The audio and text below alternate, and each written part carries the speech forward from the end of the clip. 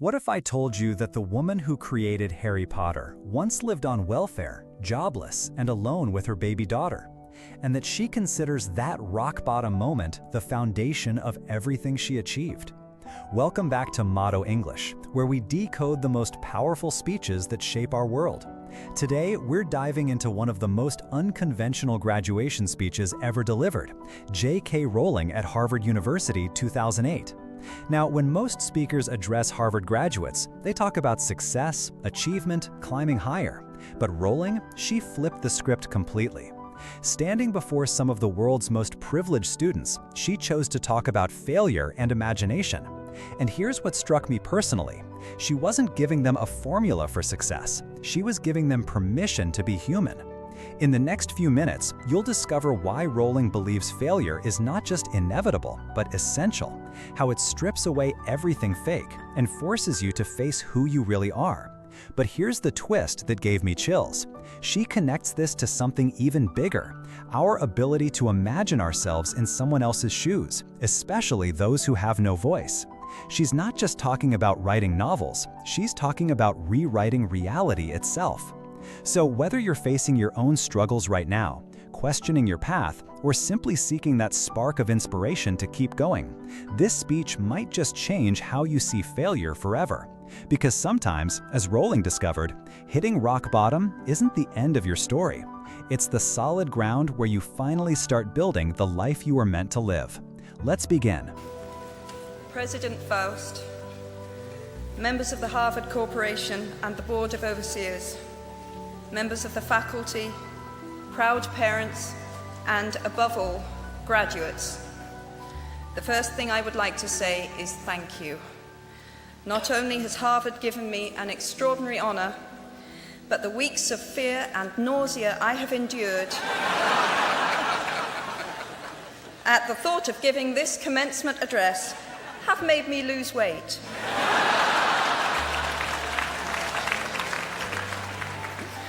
A win-win situation. Now all I have to do is take deep breaths, squint at the red banners, and convince myself that I am at the world's largest Gryffindor reunion.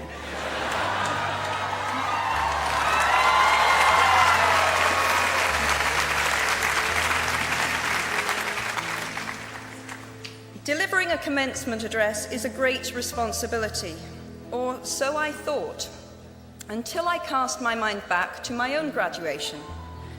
The commencement speaker that day was the distinguished British philosopher, Baroness Mary Warnock. Reflecting on her speech has helped me enormously in writing this one, because it turns out that I can't remember a single word she said.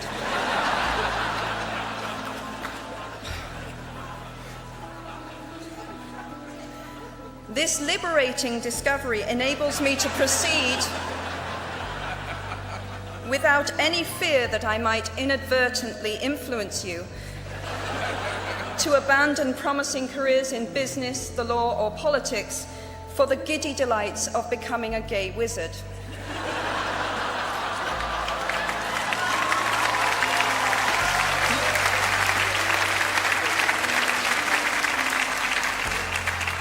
You see, if all you remember in years to come is the gay wizard joke, I've come out ahead of Baroness Mary Warnock. Achievable goals, the first step to self-improvement. Actually, I have racked my mind and heart for what I ought to say to you today. I have asked myself what I wish I had known at my own graduation, and what important lessons I have learned in the 21 years that have expired between that day and this. I have come up with two answers. On this wonderful day when we are gathered together to celebrate your academic success, I have decided to talk to you about the benefits of failure. And as you stand on the threshold of what is sometimes called real life, I want to extol the crucial importance of imagination. These may seem quixotic or paradoxical choices, but bear with me. Looking back at the 21-year-old that I was at graduation is a slightly uncomfortable experience for the 42-year-old that she has become. Half my lifetime ago, I was striking an uneasy balance between the ambition I had for myself and what those closest to me expected of me. I was convinced that the only thing I wanted to do, ever, was write novels. However, my parents, both of whom came from impoverished backgrounds and neither of whom had been to college, took the view that my overactive imagination was an amusing personal quirk that would never pay a mortgage or secure a pension. I know the irony strikes with the force of a cartoon anvil now, but... So they hoped that I would take a vocational degree. I wanted to study English literature. A compromise was reached that in retrospect satisfied nobody, and I went up to study modern languages. Hardly had my parents' car rounded the corner at the end of the road than I ditched German and scuttled off down the classics corridor. I cannot remember telling my parents that I was studying classics. They might well have found out for the first time on graduation day. Of all the subjects on this planet, I think they would have been hard put to name one less useful than Greek mythology when it came to securing the keys to an executive bathroom. Now, I would like to make it clear in parenthesis that I do not blame my parents for their point of view. There is an expiry date on blaming your parents for steering you in the wrong direction.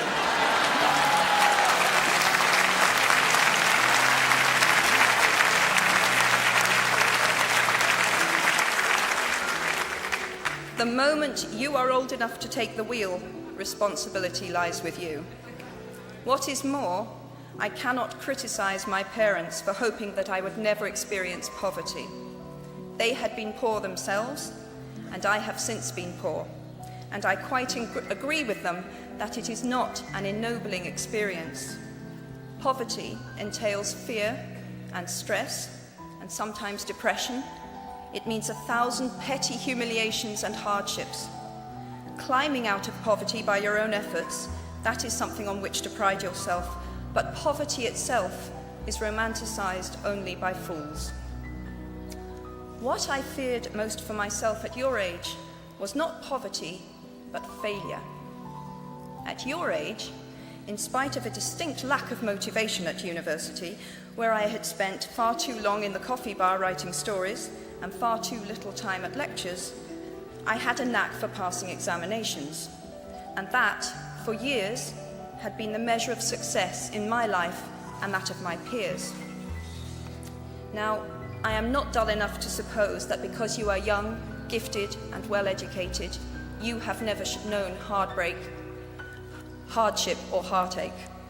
Talent and intelligence never yet inoculated anyone against the caprice of the fates, and I do not for a moment suppose that everyone here has enjoyed an existence of unruffled privilege and contentment.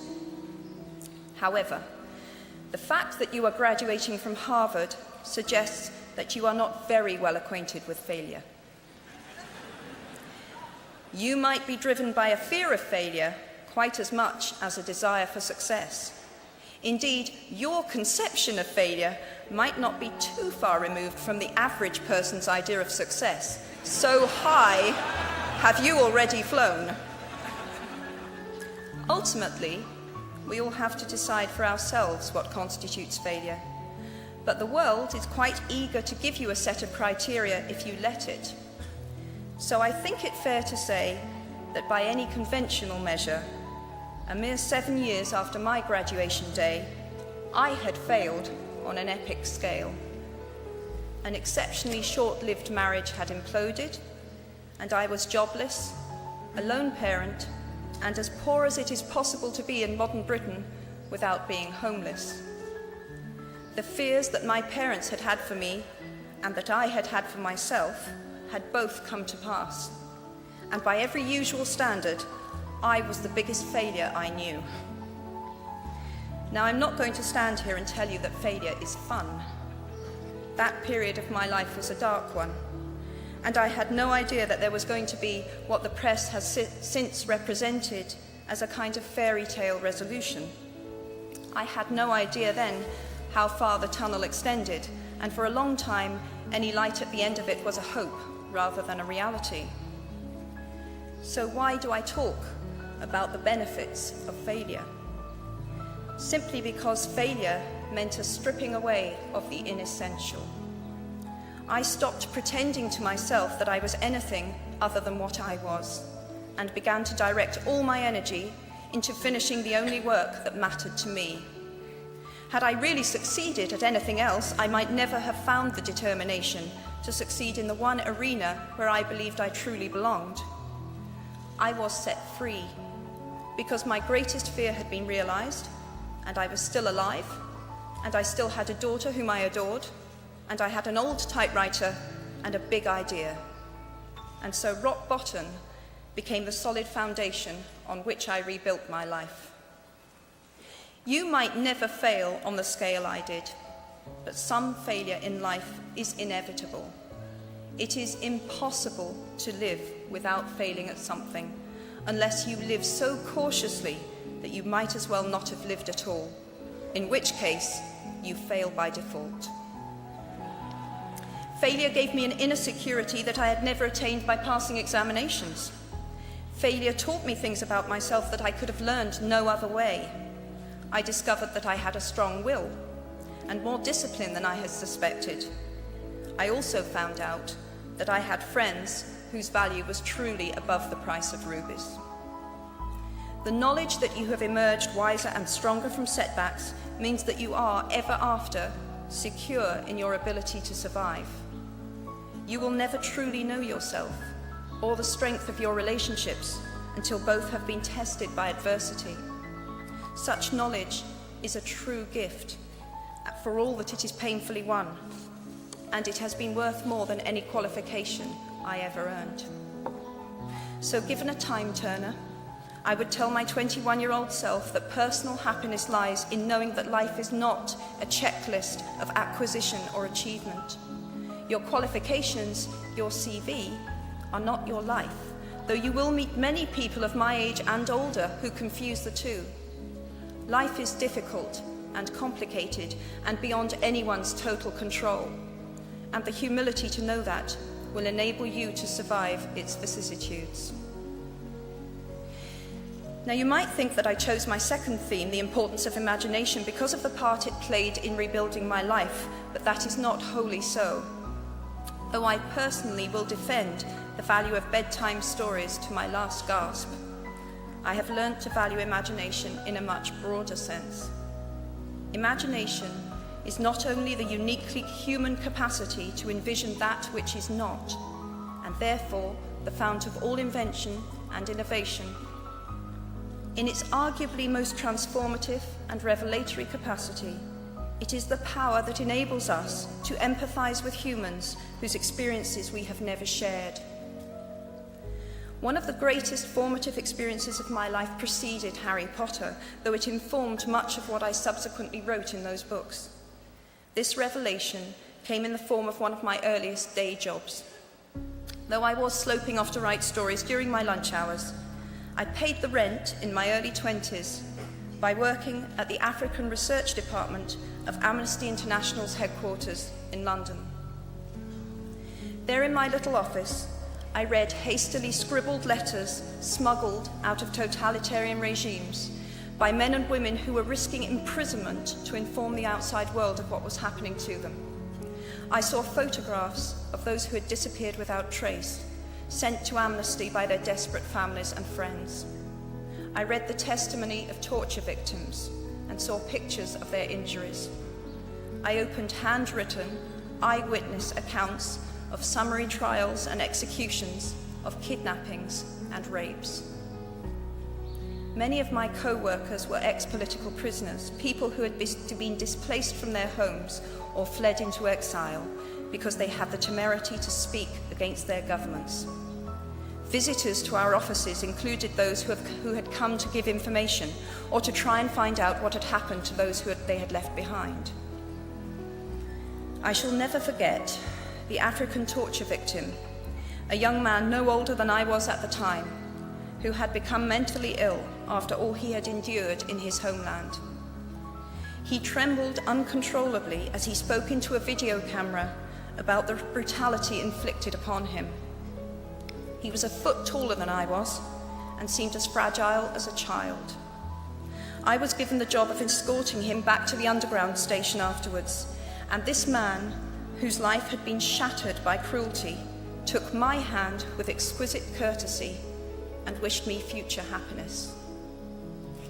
And as long as I live, I shall remember walking along an empty corridor and suddenly hearing, from behind a closed door, a scream of pain and horror such as I have never heard since.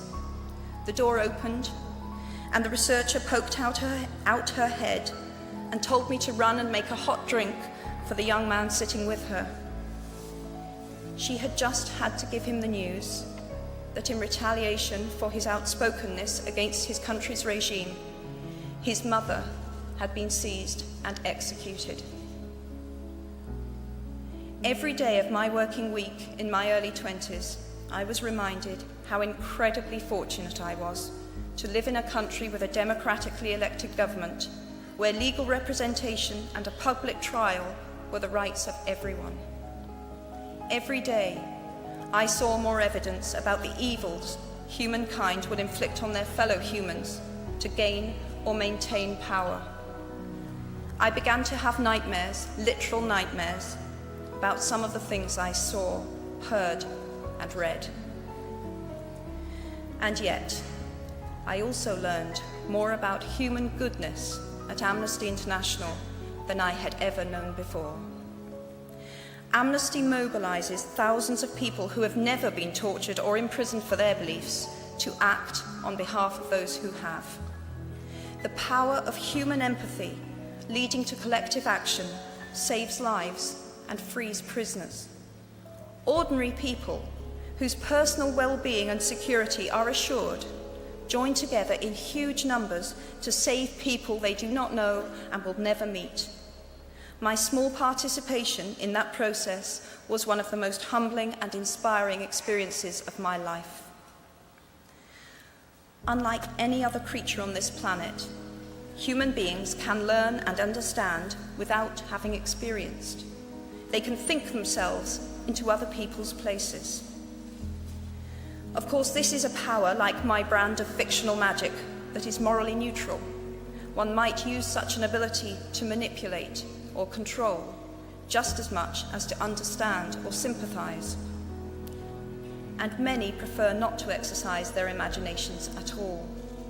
They choose to remain comfortably within the bounds of their own experience, never troubling to wonder how it would feel to have been born other than they are. They can refuse to hear screams or peer inside cages. They can close their minds and hearts to any suffering that does not touch them personally. They can refuse to know. I might be tempted to envy people who can live that way, except that I do not think they have any fewer nightmares than I do. Choosing to live in narrow spaces leads to a form of mental agoraphobia, and that brings its own terrors. I think the willfully unimaginative see more monsters. They are often more afraid. What is more, those who choose not to empathize enable real monsters, for without ever committing an act of outright evil ourselves, we collude with it through our own apathy.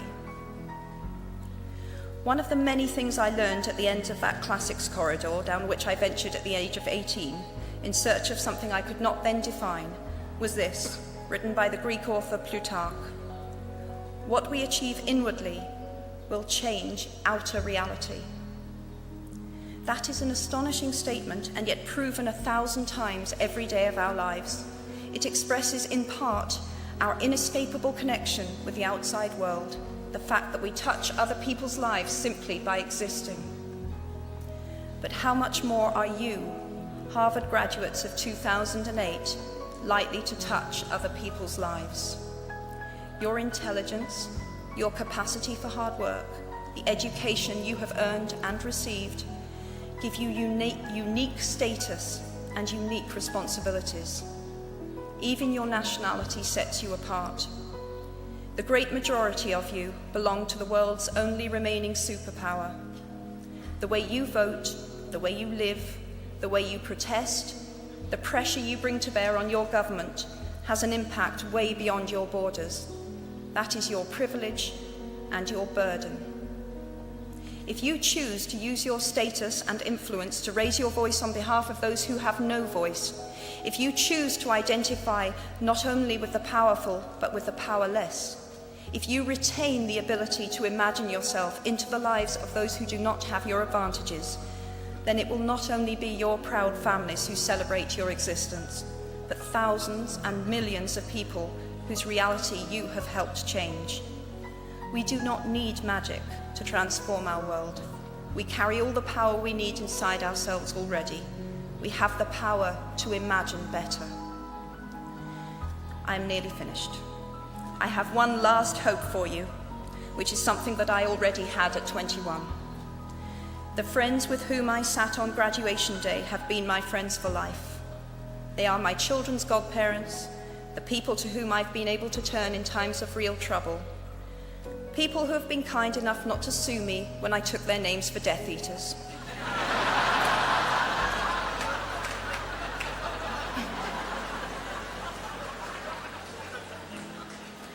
At our graduation, we were bound by enormous affection, by our shared experience of a time that could never come again, and of course, by the knowledge that we held certain photographic evidence that would be exceptionally valuable if any of us ran for Prime Minister. So today, I wish you nothing better than similar friendships. And tomorrow, I hope that even if you remember not a single word of mine, you remember those of Seneca, another of those old Romans I met when I fled down the classics corridor in retreat from career ladders in search of ancient wisdom. As is a tale, so is life. Not how long it is, but how good it is what matters. I wish you all very good lives. Thank you very much.